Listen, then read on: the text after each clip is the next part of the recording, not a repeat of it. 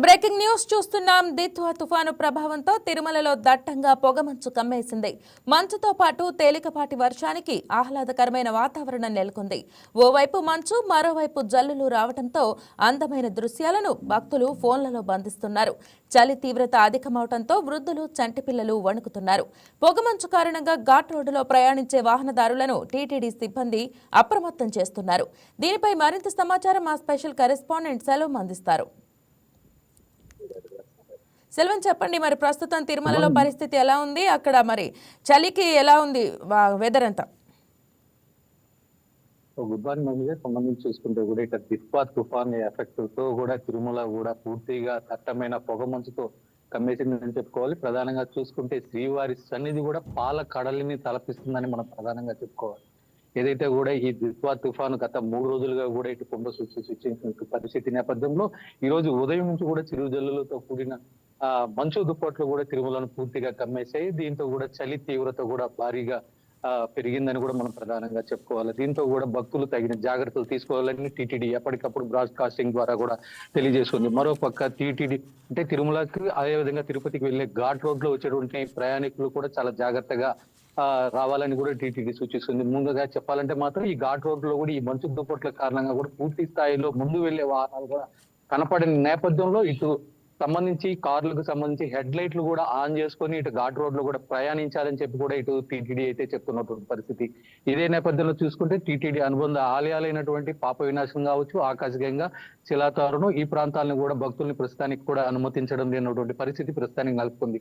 ఏదేమైనప్పటికీ తిరుమల హిమాలయాలను తలపిస్తుందని చెప్పి కూడా ఇటు సోషల్ మీడియాలో ప్రచార మాధ్యమాల్లో కూడా భక్తులు తమ ఫోన్లతో వీడియోలు తీసి ఎప్పటికప్పుడు కూడా ఇటు పోస్ట్ చేస్తున్నటువంటి పరిస్థితి.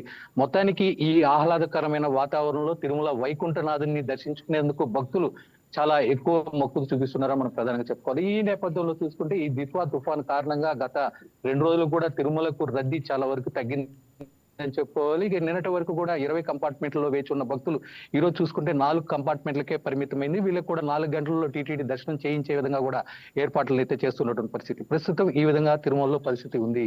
ఓకే, అయితే మనుషులు ప్రస్తుతం ఇలాంటి పరిస్థితుల్లో ఇంత దట్టమైన పొగమంచు కమ్ముకున్న నేపథ్యంలో మరి నడక మార్గంలో వస్తున్న భక్తులకి ఇంకొంచెం అది క్లిష్టమయ్యే పరిస్థితి ఉండొచ్చు. ఎస్పెషల్గా రీసెంట్గా చూసినట్లయితే చిరుత సంచారం కూడా మనం ఎస్వి యూనివర్సిటీలో చూసాము. వాళ్ళకి ఎటువంటి ఇది జారీ చేస్తున్నారు, హెచ్చరికలు జారీ చేస్తున్నారు, ఎటువంటి చర్యలు చేపట్టారు అధికారులు?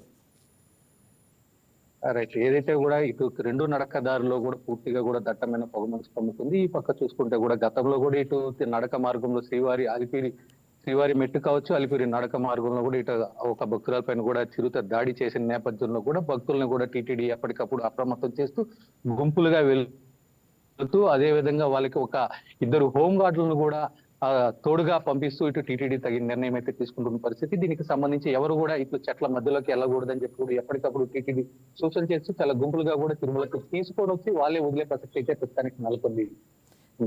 రైట్. అయితే మరి కొండపైన అంటే ఎంత ఆహ్లాదమో ఆరోగ్యానికి కూడా అంతే హానికరం ఈ పొగమంచు. సో మరి వృద్ధులకి, చంటి పిల్లలకి పైన మెడికేషన్ ఏ విధంగా ఏర్పాటు చేశారు? దీనికైతే చూసుకుంటే మాత్రం ఈ పొగమంచు కారణం కావచ్చు, అదేవిధంగా చలి తీవ్రత పెరిగిన నేపథ్యంలో కూడా ఇటు వయోవృద్ధులు కావచ్చు, చంటి పిల్లలు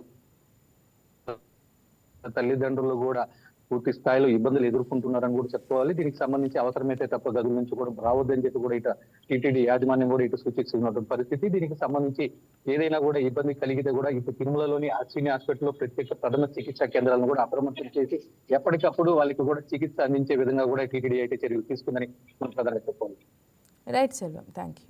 హాయ్ వ్యూయర్స్, ఈ వీడియో మీకు నచ్చినట్లయితే లైక్ కొట్టి షేర్ చేసి వైకే టీవీని సబ్స్క్రైబ్ చేసుకోండి.